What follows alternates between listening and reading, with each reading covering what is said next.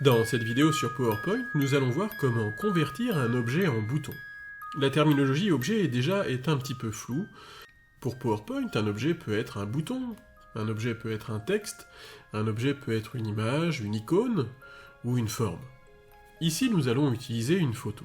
Je sélectionne donc ma photo. Ce sera mon objet. Si je souhaite convertir cet objet en bouton, eh bien, il faut que je me dirige vers la rubrique Insérer. Et je vais choisir maintenant, dans le groupe des liens, le fait d'insérer une action. En cliquant sur l'action ici, je vais pouvoir paramétrer mon objet comme s'il réagissait comme un bouton. Dans un premier temps, je vais programmer si mon action doit être la conséquence d'un clic avec la souris ou si mon action doit simplement suivre le pointage avec la souris, ce qu'on appelle généralement un rollover. Et bien ici, ce que je souhaite faire, j'ai pas envie de programmer une action, je souhaite simplement jouer un son. Par exemple, lorsque nous allons cliquer sur la photo, j'aimerais qu'on entende le chant du rossignol.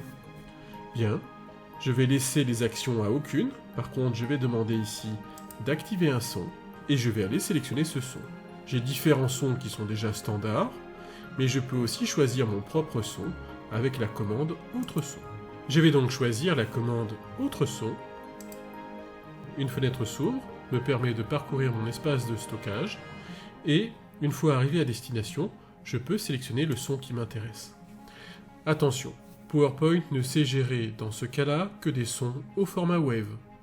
N'espérez pas mettre un son au format MP3 à l'intérieur de cette fenêtre. Je valide ici avec OK. On entend le son, effectivement. Je vais maintenant tester mon diaporama pour voir si cela fonctionne. J'enclenche le raccourci F5, ou alors je viens dans le menu Diaporama et j'enclenche le bouton à partir de la diapositive actuelle. Me voici maintenant spectateur de mon diaporama. Je viens sur ma photo qui est un bouton. Vous pouvez voir quand je survole avec ma souris la photo, le curseur se transforme en une main. Et lorsque je clique, puisque j'avais programmé mon action suite à un clic, j'entends effectivement l'action que j'ai programmée. Revenons sur PowerPoint. Cela fonctionne donc bien. La méthode pour programmer un bouton est donc de sélectionner un objet en cliquant dessus, de venir dans le menu Insérer et de déclencher le bouton Action du groupe Lien.